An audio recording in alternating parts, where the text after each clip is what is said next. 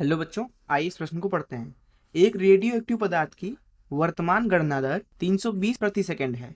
90 minute के पश्चात यह गिरकर 40 प्रति सेकंड रह जाती है। पदार्थ की अर्धायु है। पहला ऑप्शन है 30 मिनट, दूसरा ऑप्शन है 45 मिनट, तीसरा ऑप्शन है 60 मिनट, चौथा ऑप्शन है 75 मिनट। आइए इस प्रश्न की मुख्य अवधारणा की चर्चा करें। सारी रेडियो सक्रिय अभिक्रियाएं दरअसल प्रथम कोटि की अभिक्रियाएं होती हैं। मान लीजिए हमारे पास में एक रेडियो सक्रिय नाभिक ए है जो कि विघटित होकर के बी नाभिक में परिवर्तित हो रहा है। मान लीजिए टी बराबर 0 समय पर इस नाभिक की जो संख्या है वो एन नॉट है, तथा मान लेते हैं कि टी बराबर टी समय पर अर्थात किसी भी एक टी समय पर जो नाभिक ए की संख्या है वो दरअसल एन बची हुई है। अगर हम मान लेते हैं कि यहाँ पे इसका क्षय नियतांक लैम्डा है, ऐसी स्थिति में क्योंकि हर एक रेडियो सक्रिय अभिक्रिया जो है वो प्रथम कोटि की अभिक्रिया होती है, अतः हम लिख सकते हैं किसी भी समय पे नाभिक ए की बची हुई संख्या बराबर होगी एन नॉट ई की पावर में माइनस लैम्डा टी के बराबर। साथ ही साथ दिए गए क्रिया के लिए अर्ध आयु लिखा जाता है।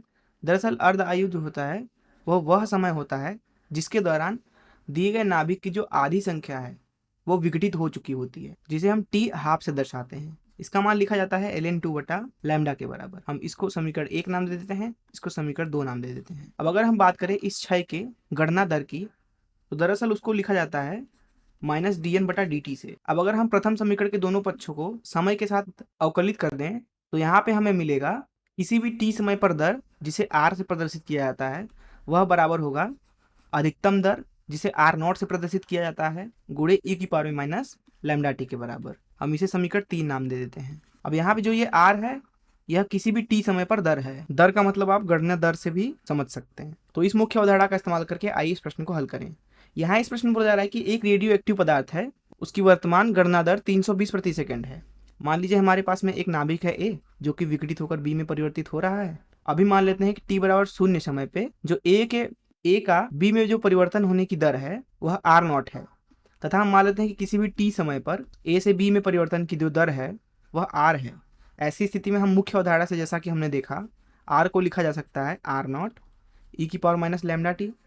अब यहाँ इस प्रश्न के अनुसार हम मान लेते हैं कि t बराबर 0 समय पर जो गणना दर है वो दरअसल 320 प्रति सेकंड है, 320 प्रति सेकंड। तो यहाँ पे बताया जा रहा है कि 90 मिनट के पश्चात अर्थात t बराबर 90 मिनट पर दरअसल जो हमें गणना दर दिया हुआ है वो दिया हुआ है 40 प्रति सेकंड।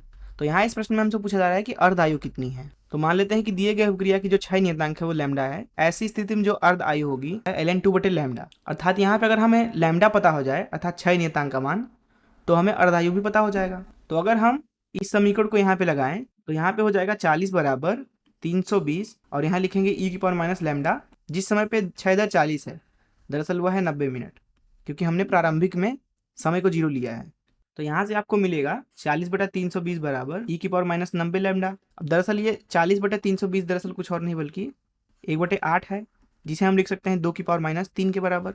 अर्थात यहाँ पे हमें मिल रहा है ई की पावर में 90 लैम्डा बराबर 2 की पावर में 3, अर्थात यहाँ से लिख सकते हैं 90 लैम्डा बराबर ln 2 की घात 3, जिससे हमें मिल रहा है लैम्डा का मान 3ln2 बटा 90 जो कि बराबर है ln2 बटा 30 के।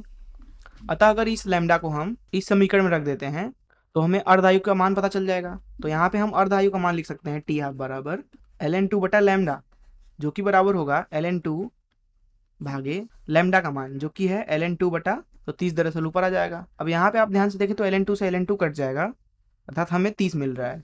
तो यहाँ से जो हमें अर्धायु मिल रहा है वो मिल रहा है 30 के बराबर। लेकिन इसका मात्रक क्या होगा?